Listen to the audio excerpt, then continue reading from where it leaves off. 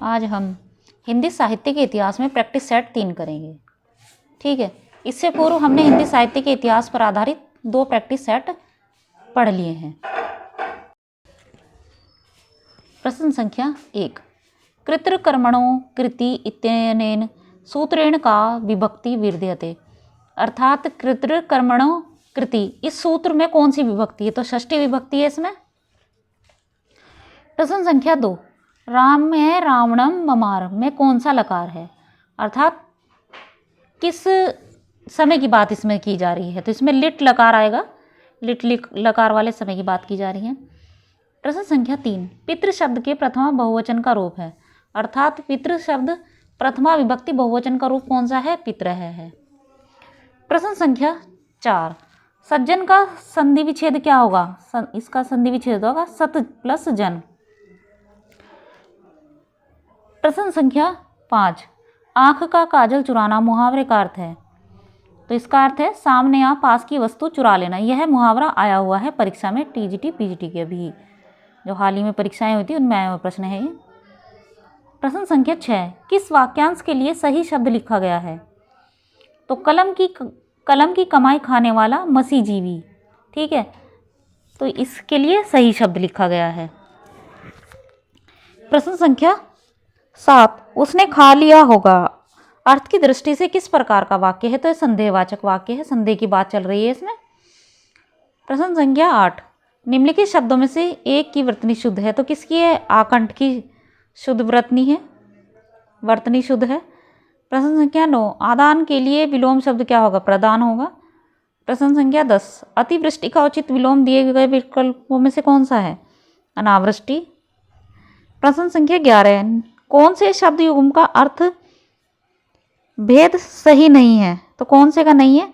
अचल अचला, पर्वत और नारी, तो इसका नहीं है। ठीक है। प्रश्न संख्या 12, कामदेव का पर्यायवाची शब्द कौन सा है? तो इसमें मनोज आएगा भी। 12 का उत्तर है हमारा सी। प्रश्न संख्या 13, निम्नांकित में से कौन सा शब्द सूर्य का पर्यायवाची नहीं है? तो रश्मि नहीं है, रश्मि किरण का पर्यायवाची है। ठीक है, किरण को रश्मि कहा जाता है, तो इसका उत्तर आएगा हमारा ए।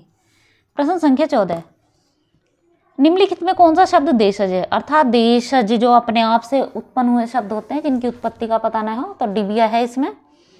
प्रश्न संख्या 15, कौन सा शब्द रूप तत्सम है? तत्सम अर्थात संस्कृत का शब्द है कर्म।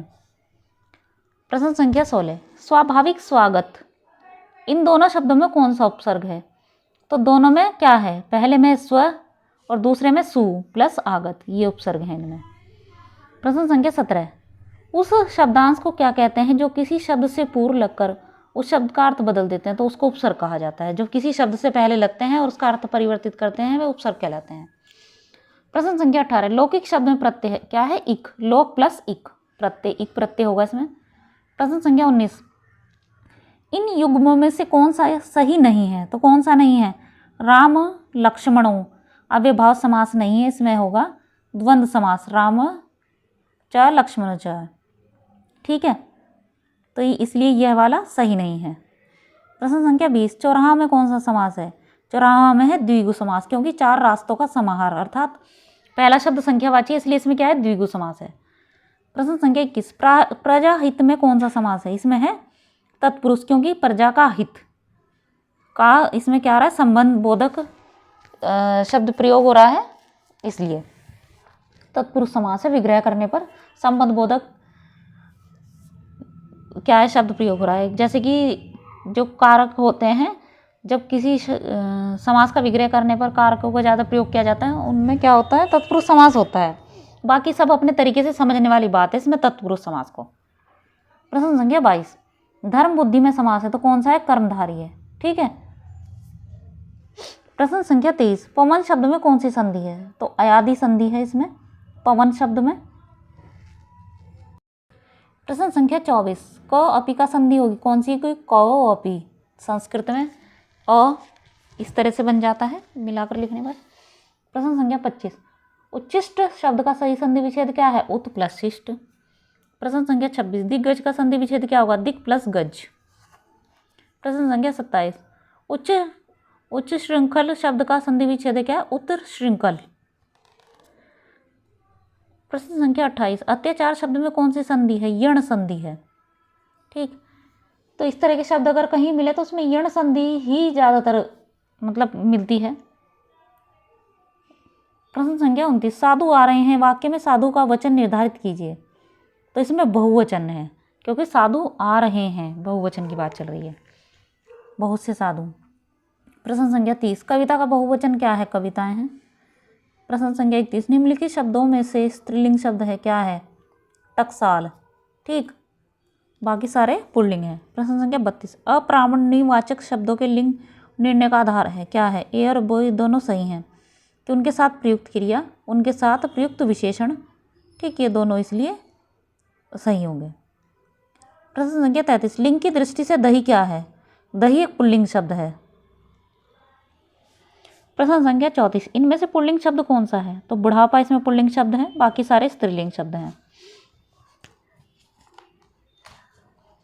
प्रश्न संख्या 35, इनमें से कौन सा शब्द पुल्लिंग है?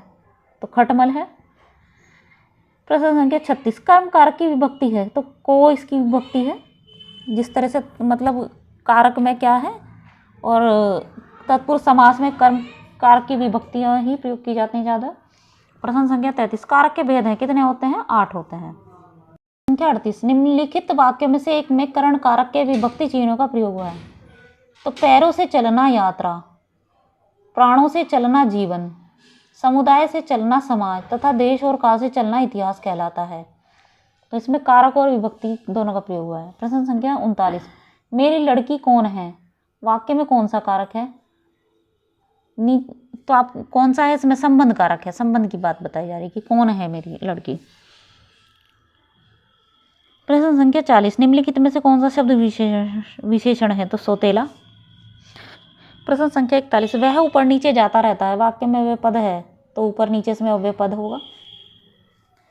प्रश्न संख्या 42, राम धीरे धीरे टहलता है, वाक्य में क्रिया विशेषण क्या है? धीरे धीरे, अर्थात टहलने की विशेषता क्या बता रहे हैं शब्द? धीरे धीरे, तो ये क्रिया विशेषण हो गए, क्रिया की विशेषता बताने वाले शब्द। प्रश्न संख्या 43, किस शब्द को शब्द भेद का प्रयोग नाम पद के स्थान पर नहीं होता है? तो क्रिया का नहीं होता है।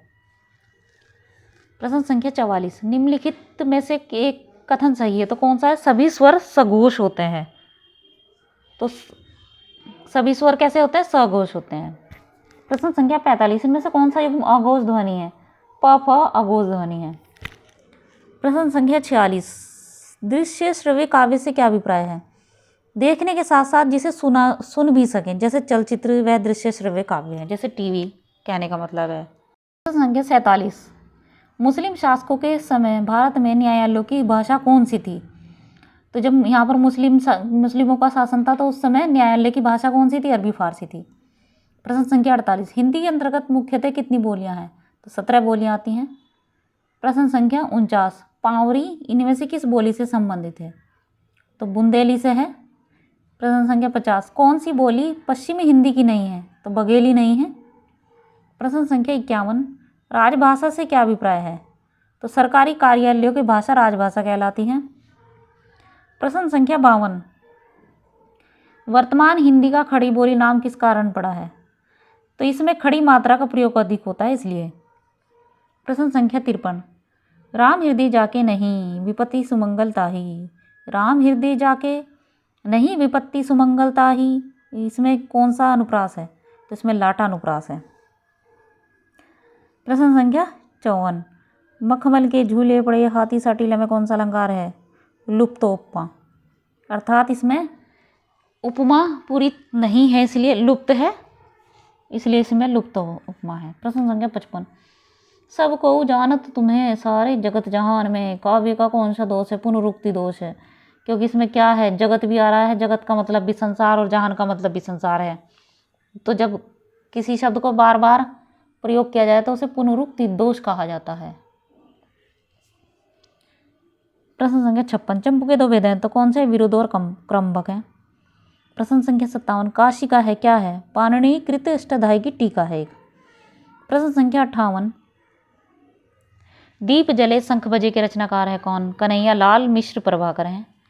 प्रश्न संख्या 59, विधा की दृष्टि से अस्ति और भवती कृति क्या है? तो यह एक आत्मकथा है। इनमें से किस कृति की रचना का आधार कठोपनिषद है? यह एक संस्कृत की रचना है, तो ये आत्मजयी है। प्रश्न संख्या 61, आचार्य शुक्ल का निबंध संग्रह चिंतामणि सर्वप्रथम किस नाम से प्रकाशित हुआ था? तो विचार विधि। प्रश्न संख्या 62, प्रताप नारायण मिश्र के निबंधों का प्रधान विशेषता क्या है? तो विनोद प्रियता है।